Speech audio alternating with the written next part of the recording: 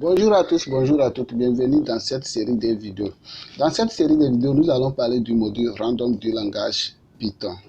Donc, ce module permet de générer des nombres pseudo-aléatoires, c'est-à-dire de sélectionner les éléments par hasard. Donc, moi je suis sur Linux, plus précisément distribution Ubuntu. Donc, je vais me rendre sur mon shell et je vais me rendre sur mon bureau. Donc, je vais créer notre projet. Donc, je vais le nommer module random. Donc, comme ça. Et maintenant, je vais me rendre sur notre projet et je vais l'ouvrir avec VS Code de Microsoft. Donc, voilà. Le projet est prêt. Donc, on va fermer Get Start. Et dans ce projet, je vais créer un fichier et je vais le nommer main.py. Donc, vous pouvez nommer tout ce que vous voulez à condition que ça termine par .py pour dire que c'est le fichier Python. Donc ici, voilà, nous avons dit tout à l'heure que nous voulons utiliser le module random. C'est quoi le module? Quand on dit le module, on veut dire que le fichier. Donc, qui dit fichier, qui dit en même temps module. Donc, on veut utiliser le module random ou bien le fichier random de Python. Donc, pour utiliser un module, nous devons l'importer. Donc, ce module est déjà installé par défaut. Donc, c'est un module, c'est une librairie standard de Python. Donc, lorsque nous avons installé Python sur notre machine, donc nous avons déjà installé en même temps ces modules. Donc, pour l'utiliser, nous devons l'importer. Et pour importer un module ou bien un fichier, donc, il y a différentes manières de le faire. Soit vous allez importer l'ensemble de tous les éléments qui se trouvent au sein de ces modules, ou bien vous pouvez importer les éléments individuellement. Donc, c'est ce que moi, je vais faire. Donc, je vais dire que quoi? À partir de ce module que nous voulons utiliser, qu'on appelle random, moi, je vais importer. Donc, ici, je vais importer quoi? Donc, avant d'importer l'élément que j'ai besoin, je vais vous expliquer quelque chose. Donc, avec cet import, vous avez la possibilité de voir tous les éléments qui se trouvent au niveau de random. En faisant CTRL espace. Bon, la plupart des éditeurs de code nous aident comme ça. Donc, voilà les éléments qui se trouvent au sein de notre module random. Donc, je peux descendre comme ça. Donc, vous allez descendre jusqu'à ce que vous allez rencontrer. Bon, voilà, ce sont les éléments qui se trouvent au niveau de, comment on appelle-t-on, module random. Donc, les premiers éléments ou bien la première méthode, bon, attention, ici, je vais éviter d'appeler les choses qui se trouvent ou bien les noms de la programmation orientée objet. Donc, au lieu de dire que la méthode, ici, je vais parler de la fonction.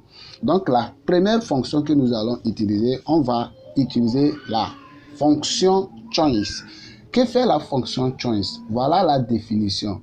Donc, c'est à cause de cette vidéo, c'est-à-dire à cause de la pratique de la documentation. Ici, je ne vais pas donner en même temps le rôle des éléments. Non, non, non. Je voulais vous montrer aussi comment lire la documentation ou bien pratiquer, appliquer ce qui a écrit dans la documentation, appliquer ça au sein de vos projets. Donc, voilà ici la méthode, plutôt la fonction choice. Donc, la fonction choice, si vous avez défini déjà la fonction choice, vous avez déjà les paramètres effectifs, c'est-à-dire les arguments. Donc, c'est ça qui se trouve dans cette parenthèse. Donc, ce sont les paramètres. Donc, c'est que les informations que vous devez fournir à votre fonction. C'est ça qu'on appelle les paramètres effectifs. Donc, ici, c'est ce que nous appelons docstring, c'est-à-dire que fait cette fonction. C'est ce que ça signifie. Donc, si vous avez déjà comme chose d'habitude, vous avez l'habitude de documenter votre projet. Donc, vous avez ce qu'on appelle les docstrings, c'est-à-dire que quoi? Ce sont les premiers caractères littéraires que vous donnez à vos fonctions lorsque vous les définissez. Donc, ce sont ces éléments-là qui se trouvent ici, la description de votre fonction. Donc ici, on nous dit que quoi? Notre fonction, ça prend paramètre une séquence, et quand nous parlons de séquence, on fait référence à quoi? Les chaînes de caractères, c'est-à-dire les strings, les tuples, les listes, n'est-ce pas? Donc c'est ça.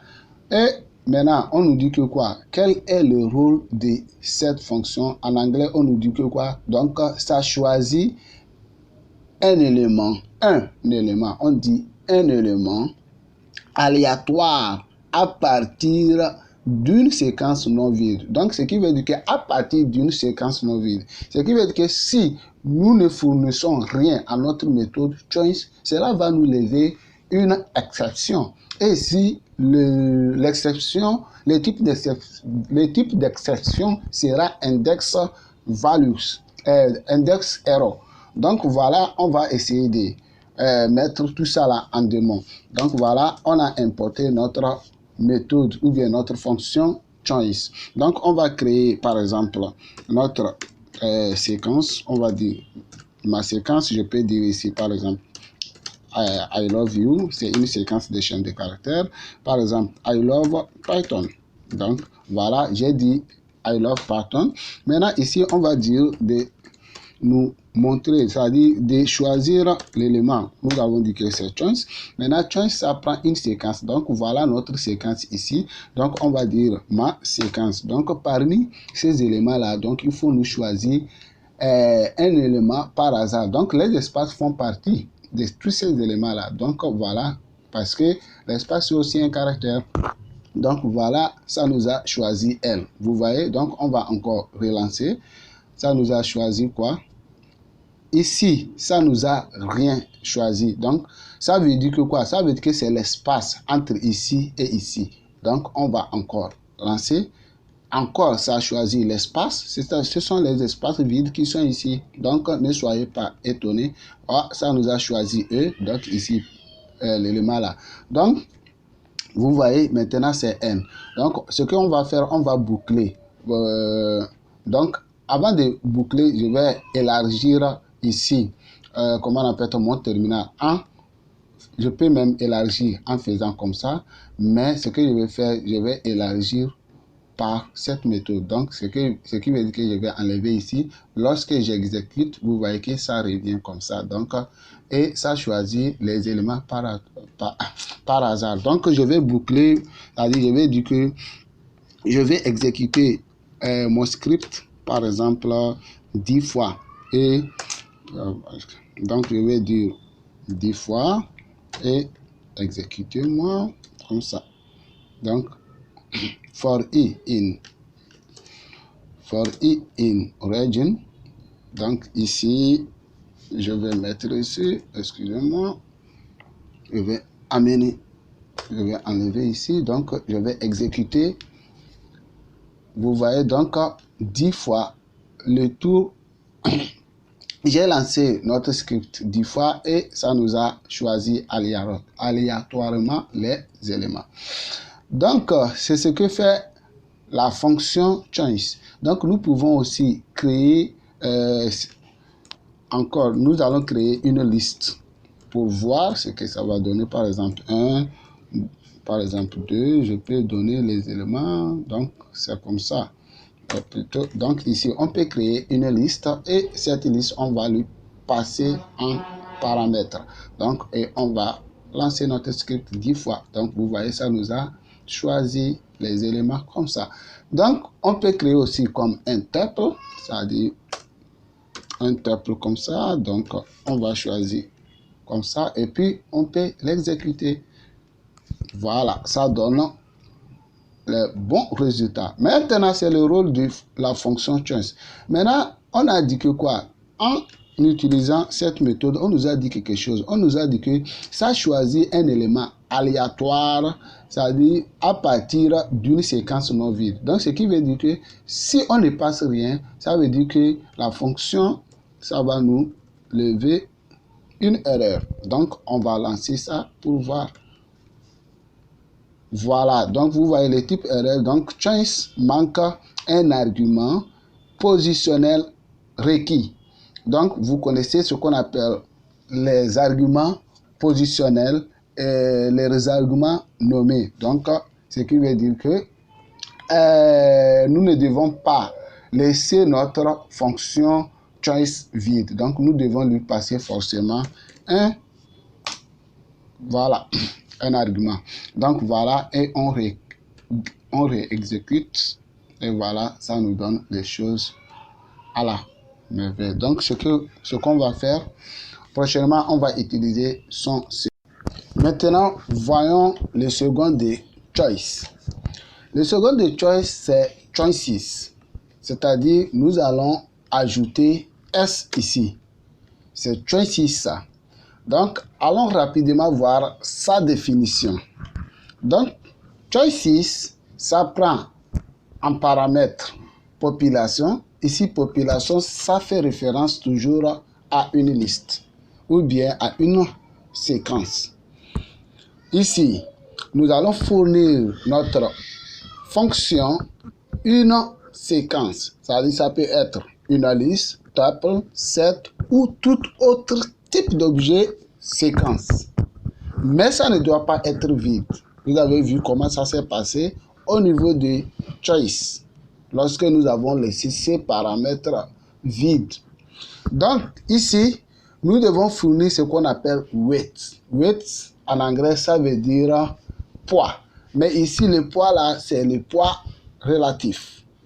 Ici, nous allons encore ajouter le poids cumulatif et nous allons donner le nombre d'éléments que nous voulons que ça nous retourne. Mais vous allez remarquer aussi cette petite astérisque, c'est-à-dire cette petite étoile.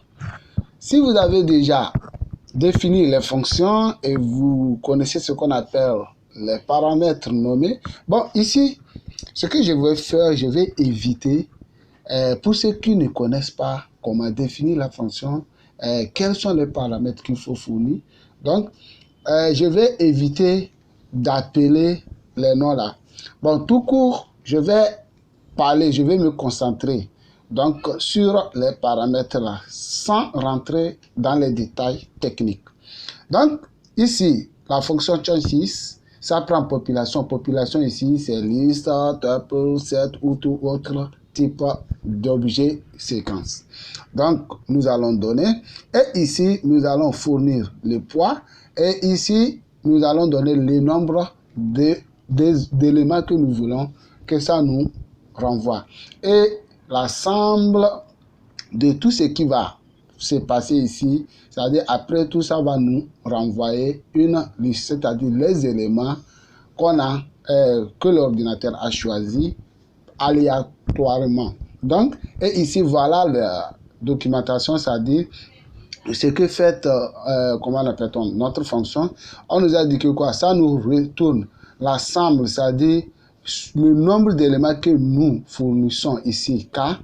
Donc, et ici, on nous dit que quoi? Si weight, c'est-à-dire le poids relatif, c'est-à-dire ici l'argument là, et le poids cumulatif ici ne sont pas spécifiés, c'est que les éléments qu'on doit nous renvoyer, c'est-à-dire les éléments que l'ordinateur va choisir, c'est-à-dire ils auront la même probabilité, ils auront la même chance d'être triés. Bon, peut-être vous n'allez pas comprendre exactement ce que je voulais dire ici. Donc, on va voir tout ça là en démonstration. Donc, on va choisir notre fonction choices. Ici, on nous dit qu'il ne reconnaît pas, bien sûr. On va ajouter choices. Maintenant, et nous avons dit que d'abord, choices prend quoi? Choices prend la population. Ici, la population. Ici, je vais faire comme ça. Parce que je vais vous aider à utiliser les fonctions. Choices population là, c'est ça que nous avons envoyé ici. Donc, voilà. Choices, ça a pris population. Population, ça doit être une liste, tuple et tout autre objet de séquence. C'est ça. Donc, et puis on va exécuter notre fonction ici. D'abord, on va éviter d'exécuter ça en boucle. Donc, ici, ça dit un seul élément. Et on va, voilà, ça nous a envoyer une liste. Donc, c'est vrai. Ce que je vais faire, je vais encore. Vous voyez, non? Donc, ça choisit un autre élément. Mais vous allez me demander tout à l'heure que je viens de dire que ça va nous choisir, comment l'appelle-t-on, beaucoup d'éléments. Contrairement à choice. Choice, c'est au singulier. Ça dit choice, ici, je vais faire comme ça. D'abord, je vais faire comme ça pour descendre ici. Donc, choice, c'est au singulier. Ça nous choisit un seul élément à la fois. Alors que quand on a choisi, on a ajouté choices, c'est que cette méthode nous renvoie beaucoup d'éléments. Mais ici, on voit un seul élément. Donc ici, bon, je vais encore changer. Je vais mettre par exemple 7. Ici, par exemple, je vais mettre 8. Donc, ça nous renvoie ici un seul élément. Pourquoi? Ici, nous avons déjà fourni ce qu'on appelle la population. Maintenant, on va retourner toujours dans la définition de notre fonction. C'est si ça nous renvoie, comment appelle-t-on, un seul élément, c'est à cause de cet argument. Parce que l'argument là, si vous n'avez pas précisé, c'est un argument nommé. Si vous n'avez pas précisé l'argument là, et que la valeur par défaut, c'est 1. Donc, ici, on va préciser l'argument et on va changer le nombre d'éléments que nous voulons que notre fonction nous renvoie, donc nous retourne. Donc, on va dire que parmi ces éléments, il faut nous choisir seulement les 2 éléments par hasard. Donc, maintenant, on va exécuter notre fonction. Vous voyez ici, donc je vais venir ici. Vous voyez ici, donc ça nous a choisi 2 éléments. Donc, je vais faire comme ça et je exécute. Donc, voilà, ça nous a choisi encore 8, 7. Donc, parmi ces 2 éléments, on veut, parmi ces éléments, on veut seulement 2 éléments. 2 éléments. Donc, ici, on va ajouter 4. Et puis, on va voir ce que 4 plutôt. Pardon. Donc, et puis on va réexécuter pour voir. Donc, voilà. Ça nous renvoie 4 éléments. Donc, le nombre d'éléments renvoyés dépend de ces paramètres effectifs. Vous voyez? Donc, et ces paramètres doivent être nommés. Cela signifie que quoi? Donc, vous ne pouvez pas changer la lettre là pour dire que c'est une lettre K ou bien ou autre lettre que K. Donc, on va essayer de changer la lettre K par la lettre L et puis on va voir ce que ça va nous donner. Ça va nous renvoyer comme erreur. Donc, vous allez voir. Voilà, vous avez vu l'erreur. Donc, le type d'erreur, c'est que la méthode choices a reçu un argument ici. Un argument L, c'est-à-dire un argument L du mot-clé inattendu. C'est-à-dire, dans l'argument, il y a un argument ici qu'on appelle L que la fonction choices n'attendait pas. Vous voyez, non? Parce que ici, l'argument qu'il attendait, c'est que c'est un argument nommé et qui s'appelle K. Donc ici, l'argument est nommé. Nous devons respecter comment l'appelle-t-on, cette convention. Donc ici, on va changer L par K. Et on va voir ce que ça va donner. Donc, le résultat est bon maintenant. Maintenant, qu'est-ce que nous allons faire? Nous avons dit que quoi? Ils ont dit que si K, on revient encore pour voir. Ici, le but, c'est de vous montrer comment utiliser les fonctions, c'est-à-dire les méthodes. Ici, on a dit que quoi? Si le poids relatif ou le poids cumulatif ne sont pas spécifiés, c'est qu'on peut choisir n'importe, c'est que les éléments que nous avons indiqués, par exemple 4, parmi ces éléments-là, on peut choisir n'importe quel élément. Donc, chacun a la chance d'être trié aléatoirement, bien sûr.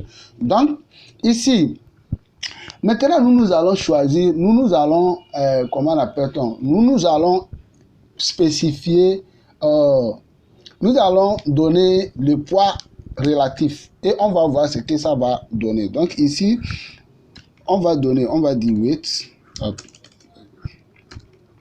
On va dire 8. Donc, ici, 8 égale à combien? On va dire, il faut regarder la définition de 8. Il faut regarder la définition de width. On a dit que quoi? Width, c'est une séquence aussi, c'est une liste. Donc, le nombre d'éléments que nous allons choisir, nous allons fournir ici, doit correspondre le même nombre d'éléments qui sont dans notre population. Donc, je m'explique. Ici, on a dit que width, ça prend une liste. Donc, width, ça prend une liste. Donc, dans cette liste, le premier élément que nous allons donner ici fait référence au premier élément de notre population. Si par exemple, je dis 2, 2 là, 2 fait référence à 1. Donc, ici, je vais dire 0. 0 là fait référence à ça. Juste, 5 fait référence. Je vais donner tous les éléments. Donc, 2, 1, 2, 3, 4, 5. Il y a 6 éléments. Donc, parmi ces 6 éléments, la position 0 ici, parce qu'en informatique, on commence par 0. La position 0 ici fait référence à la position d'ici. Donc, avec cette notation, ça signifie que quoi? Lorsqu'on donne le poids relatif, c'est que les éléments n'ont plus la chance, ils n'ont plus la même chance d'être triés. Je m'explique. Si je dis 2 fait référence à 1, cela signifie que parmi ces éléments, je vais au plus. Je vais au plus le nombre 1 qu'il soit choisi, car qu'il soit d'être choisi, soit 0 fois, 1 fois ou 2 fois. Donc, le nombre 1 a la chance d'être trié au plus 2 fois. Donc, ici 2 fait référence à 0, ce qui veut dire que quoi? 0 n'a pas la chance d'être choisi. Donc, ici, on a train de favoriser certains éléments et oublier certains éléments. Donc, ici, on fait la somme de tout ce qui est ici. Ici, la somme 2 plus 2, 0, 0, ça nous fait 4. Donc, sur 4, ici, sur 4, c'est-à-dire sur 4 éléments, sur 4 éléments qu'on va choisir, au moins, on doit avoir 0, 1, 2 fois. C'est-à-dire, au plus, on doit avoir 0 fois, 1 fois, 2 fois de 1. Et aussi, on peut avoir, comment l'appelle-t-on? Ça, c'est quelle position? C'est 4e position. Donc, ici, ça fait 8. Donc, on peut avoir aussi 8 2 fois au plus. Donc, pour bien voir les choses très claires, donc je vais mettre ici 3, par exemple, et je vais mettre ici 1. Donc, et puis, parmi les 4 choisis, on peut voir 3 de 8, et puis 1 de 1. Ou bien, on peut ne pas voir. Oui, ici, les 0 fait référence au deuxième élément. Ce qui veut dire qu'on ne va jamais voir 2, 5 et 7 et 9. Donc, on va voir ça en démonstration. Exécutons. Donc, je vais enlever ici. On va lancer ça. Donc, regardons. Ici, nous avons 8, 1, 1, 8. Donc, parce qu'on a favorisé seulement 8, c'est-à-dire ici, et on a favorisé aussi 8. On a favorisé 1 et 8. Donc, ce qui veut dire que les autres éléments n'ont pas la chance d'être triés. Donc, c'est ce que ça signifie. Si je mets ici, par exemple, 4, si je mets ici 4, donc qu'est-ce qui va se passer? Donc, ce qui veut dire qu'on peut aussi ne pas voir le nombre 1, c'est-à-dire dans les éléments triés. Donc, on peut lancer. Vous voyez déjà, donc, ce qui veut dire que 1, parmi les éléments triés, 1 a la chance d'être choisi au plus une fois, soit 0 ou 1. Mais, ici, la position 4, ici, donc, a la chance, ça veut dire que 8 a la chance d'être choisi soit 0 fois, mais ici, ce n'est pas 0 fois parce que ici, son poids est plus supérieur ici. 0 fois, 1 fois, 2 fois, et puis 3 et 4 fois. Et voilà, c'est ce qui a été donné ici. Donc, on peut exécuter ce script jusqu'à 1000 fois. On va voir que c'est les deux nombres qui vont apparaître dans les éléments choisis. Donc, avec cette fonction, ça peut nous donner une autre idée. Donc, les jeux hasard. Les jeux hasard sont des jeux souvent truqués. Pourquoi je dis cela? Parce que le propriétaire du jeu, par exemple, supposons que les gens ont parié sur un numéro 1, 3, 8. Ils vont dire que parmi les boules numérotées dans ces tuples, ça dit, moi, je suis sûr que 1, 2, 8 vont sortir.